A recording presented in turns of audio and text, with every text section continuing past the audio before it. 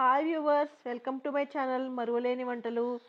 ఈరోజు నేను చేసి చూపిస్తున్న వంటకం సేమియా, స్వీట్ సేమియా.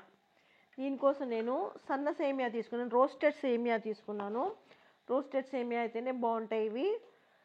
ఇవి చుట్టల్లా ఉంటాయి కాబట్టి ముందే కొంచెం ఇలా విరిపేసి పెట్టుకుంటున్నాం ముక్కల్లాగా. నేను 1 లీటర్ పాలతో ఒక 10-12 కప్పులు సేమియా చేస్తున్నాను కాబట్టి దానికి సరిపడా సేమియా తీసుకున్నాను. 1 కప్పుకి సుమారుగా ఇలా చేతిలో కొంచెం తీసుకుంటే ఎంత వస్తాయో అన్నీ సరిపోతాయి. ఇప్పుడు పచ్చి పాలు పెట్టుకున్నాము, స్టవ్ ఆన్ చేసి 1/4 లీటర్ పాలు ఒక గిన్నెలో తీసుకున్నాను. ఇంకొక 1/4 లీటర్ పాలు ఇంకొక వేరే గిన్నెలో తీసుకున్నాను. ఎందుకంటే దాంట్లో కస్టర్డ్ లాగా వండుకుంటాం అనమాట. కార్న్ఫ్లోర్ వేసి చిక్కదనం కోసం కలుపుకోవడానికి, దానికోసం వేరే గిన్నె పెట్టుకున్నాను. ఇప్పుడు ఈ కార్న్ఫ్లోర్ని 1 కప్పులో 1/2 కప్పు తీసుకుని దాంట్లో వాటర్ వేసి కలుపుతున్నాను. చిక్కగా కలిపి పెట్టుకోవాలి ఉండలు లేకుండా. ఈ పాలు మరిగినప్పుడు దాంట్లో వేసి కలుపుతూ వండేయాలి. ఇప్పుడు పంచదార నేను పాకంలా చేసుకుంటున్నాను, ఎందుకంటే పిల్లలకి దగ్గది రాకుండా ఉంటుందని చెప్పేసి. 4-5 ఇంతలు పంచదార తీసుకుంటే 1 ఇంత బెల్లం, బురుగు బెల్లం తీసుకున్నాను, మంచి టేస్ట్ బాగుంటుందని. ఒక 4-5 యాలక్కాయలు దంచి వేసుకున్నాను. దీంట్లో కొంచెం వాటర్ వేసి పాకం పట్టుకుంటాము. ముదురు పాకమే అక్కర్లేదు, మామూలుగా నార్మల్గా జస్ట్ లైట్ లేత పాకం పట్టేస్తే చాలు. ఇలా చేసుకుంటే మనకి సేమియాలో మంచి టేస్ట్ వస్తుంది, బాగా కలుస్తుంది. ఎవరికి ఎంత కావాలో అంత కలుపుకుంటారు. కొంతమంది ఎక్కువ తినేవాళ్ళు ఉంటారు, కొంతమంది తక్కువ తినేవాళ్ళు ఉంటారు. కాబట్టి ఇప్పుడు ఈ పాలు మరుగుతున్నాయి. ఈ కలిపి పెట్టుకున్న కార్న్ఫ్లోర్ దీంట్లో వేస్తున్నాను అనమాట. జస్ట్ 1 నిమిషంలో ఇది చిక్కబడిపోద్ది. ఇలా అయిపోయిన తర్వాత ఈ సేమియాలు వండుకున్నప్పుడు మనం దీంట్లో కలుపుకుంటాం. ఇప్పుడు ఈ పాలు మరిగితే కనుక సేమియాల పాలు కూడా మరిగినప్పుడు మనం సేమియా దాంట్లో వేయాలి. ఇవి సన్న సేమియా కాబట్టి ఎక్కువసేపు పట్టదు, జస్ట్ 1 నిమిషం కన్నా తక్కువ టైంలో మనం స్టవ్ ఆఫ్ చేసేయాలి. ఇప్పుడు పాలు మరుగుతున్నాయి చూసారా. ఇప్పుడు ఈ సేమియా దీంట్లో వేస్తున్నాను నేను. వేసిన తర్వాత ఒక దగ్గర 1 నిమిషం కూడా ఎక్కువే, కొంచెం నిమిషం కన్నా కొంచెం తక్కువ టైములో మనం స్టవ్ ఆఫ్ చేసేయాలి. చూసారా, చాలా తొందరగా ఉడికిపోతాయి ఇవి. అది రోస్టెడ్ సేమియా కాబట్టి 1 నిమిషం ఉంచాలి. రోస్టెడ్ కాకపోతే అసలు వేయంగానే కరిగిపోతాయి ఇవి. ఇప్పుడు నేను దీంట్లో టేస్ట్ కోసం బాదం బెవరేజ్ పౌడర్ వేసుకుంటున్నాను. బాదం మిల్క్ కలుపుకుంటారు కదా, అది మంచి స్మెల్ వస్తుంది, మంచి టేస్ట్ వస్తుంది. ఇవి లూజ్గా కూడా దొరుకుతాయి, ప్యాకెట్స్ కూడా దొరుకుతాయి. అది నేను 1 1/2 కప్పు వేసాను. వేసి బాగా కలిపాను అనమాట.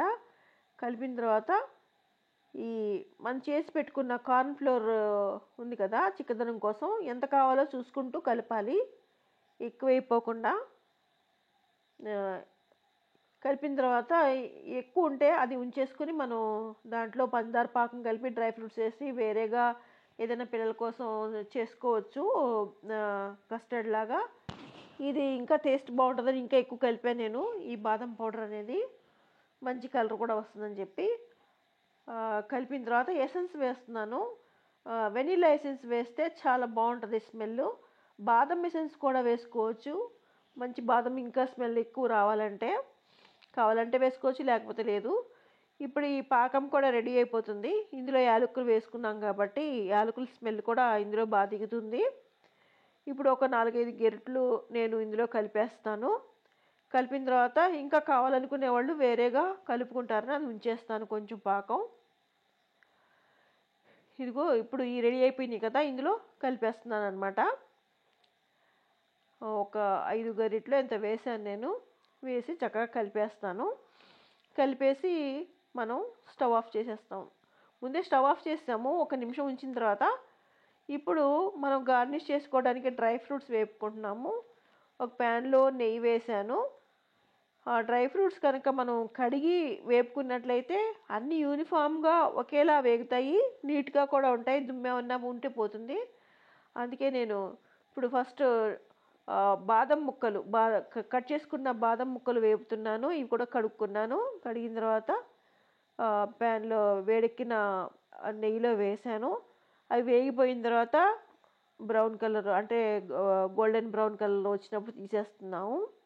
తీసిన తర్వాత కాజు కూడా అట్లాగే కడిగి వేసుకుంటున్నాను అనమాట.